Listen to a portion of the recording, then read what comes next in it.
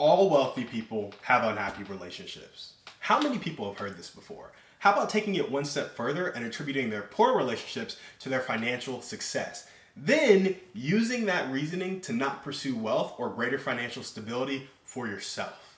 When using that logic, it's easy to neglect that poor people have crappy relationships too. It's also easy to ignore how many wealthy people depend on great relationships to maintain their wealth. Few people get wealthy alone. This is why I'm such a big fan of community investing. It allows us to build relationships and wealth at the same time, and it will probably help us with our conflict resolution skills and thinking of others first too. So go get a group of 6 friends, invest in assets, skills, and each other, and become a community of wealthy, generous people that have great relationships. So to really elaborate on the debunking the myth of wealthy people having poor relationships and poor people having good relationships, and it's good to be poor, it's not like, anyway, I just want a case study. Ryan Pineda, he's an entrepreneur, influencer on Instagram, Christian guy. I respect him a lot. He's big into real estate, and he has a lot of businesses. He does a lot of stuff, but he also goes to the office from 9 to 5. And it's just so interesting to me that as an employee, you can go to the office from 9 to 5, but as an entrepreneur, people think you can't go to the office from 9 to 5. When I know entrepreneurs that start their day at 10 and end their day at 1 or 2. Like, it's just like, if you set up your business well and you hire well, you can be like Ryan Pineda, and you can go from 9 a.m. to 5 p.m. and have your 6 to 9 a.m. be your workout and your time with God, and 5 p.m. on be time with family. And that's how a lot of W-2 employees that are Christians have their life set up, and W-2 employees who aren't Christians still going 9 to 5, but they're doing other stuff in the morning maybe, or they're still working out and they're just not spending that time with God. But regardless, there's more than enough time in the day to do the stuff that you want to do. The thing is, how well are you setting up your day, and how well is your business set up to support the lifestyle that you want to live? Some people just like working 80, 90 hours a week, and because they work that much, they're going to make billions. But others can work 20 hours a week and make millions, frankly. Like, it's not like you have to be working all the time to do stuff well. Like, I think there was this billionaire guy that built a huge company. He recently had an interview on YouTube, and he did it, I think it was like Kinko's or something. He built a large company, and he was proud of how little he worked to do it.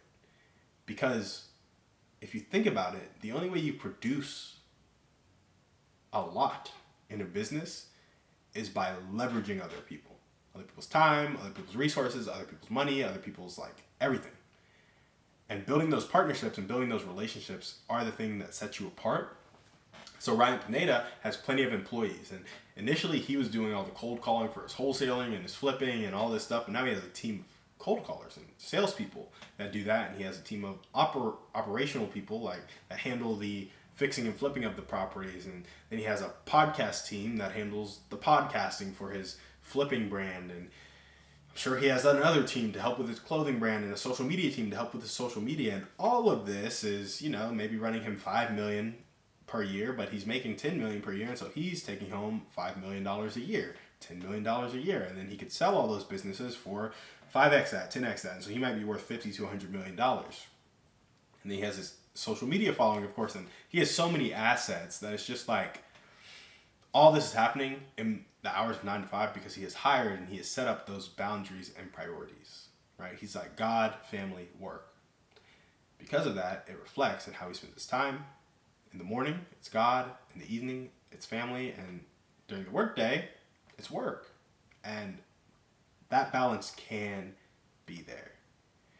And the reason it can be is because, like Ryan Pineda, you go about building uber profitable businesses so that you can hire well. When you have a business structure that's really solid and it doesn't need a lot of people, and you go to a lot of partnerships to really make a lot of things happen, you can hire well, and you can make sure that you don't have to spend a lot of your time doing the actual work. Maybe you're the visionary, maybe you're the leader, maybe you're a strategic mind, but you don't have to be doing a lot of the nitty-gritty work of the cold calls, of the customer phone calls, of the delivering the product, of creating the product. Like, you don't need to be doing a lot of that work because you can hire people to do it well, and there are people whose genius zone it is to do that thing. So they'd be happy to do it, as well as you're paying them a healthy salary. So when your business is uber profitable, you can pay them above market rate. So then you have happy people who are good, which then makes happy customers, which then makes happy pockets, right? So when you go about building uber profitable businesses with a good kind of money schema, you can then hire well. And when you hire well, you can remove yourself from the business. And so many, like in private equity, this is what gets me. So many entrepreneurs are like, I have to work 80 to 100-hour weeks, but like, you just need to chill out, bro. Like, there are literal owners of businesses that have operating teams for their business and do like very little work. Like, they have removed themselves from the business. They own the asset. It's not passive, they're still advisors. They still have to put out fires, but ultimately they don't have to do a ton in that business unless they want to. And I think what a lot of people don't realize is that entrepreneurs want to work. But you don't have to. What you do have to get good at is trusting other people and building great relationships.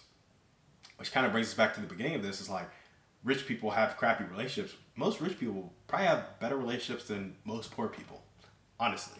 Like, there's a greater foundation of trust, probably a greater foundation of, I don't want to say character, but I do want to say character. Like, I think it takes a certain level of character to be trusted. And I don't think that's a mistake. And I think there are plenty of poor people who are worth trusting, but there are also plenty of rich people who are worth trusting. And frankly, they have more social proof because a greater amount of people trust them with important things in their life every day. Like, you're trusting somebody who runs a gym to be open, and you're holding them accountable to being open, and you're trusting them with your dollars, with your time, with your future results. Like, there's so much you're trusting business owners with. There's just another level of, there's kind of a higher standard that they're held to, frankly. And they're responsible for the salaries of their employees, all of this stuff, right? And I think it's just important to realize that relationships are at the foundation of it. That's all I'm saying. I don't want to say who is better character, who is worse character. There are plenty of poor people with great character, plenty of rich people with great character, and plenty of both with crappy character. But the point is, rich people have quality relationships too, and it's because they have to hire well, and they have to build great partnerships, and they have to get customers to trust them. And that takes something that I think a lot of us like to overlook. The final thing I would say, when it comes to doing the whole community investing thing and realizing that relationships don't have to be crappy when you're wealthy, is setting solid boundaries and priorities. And again, this goes back to Ryan Pineda. He has his morning routine, his work hours, then he has his family time. And work doesn't creep into family time, family doesn't creep into work time. I bet it does a little bit, but probably not too much. And then none of that really creeps into his time with God or his time with himself. So when you set solid boundaries and priorities, it's like, I know what goes first. And so if something comes up and it's conflicting with a higher priority, it gets ignored. Like, that's just what it is. And I have boundaries around my time. And it's just like anything in life. Like, you don't let your 9 to 5 work you till 12 a.m. If so, you probably leave, right? And you don't let your family come to your work meetings at 2 p.m. And you don't let your work colleagues come to your workouts at 7 a.m.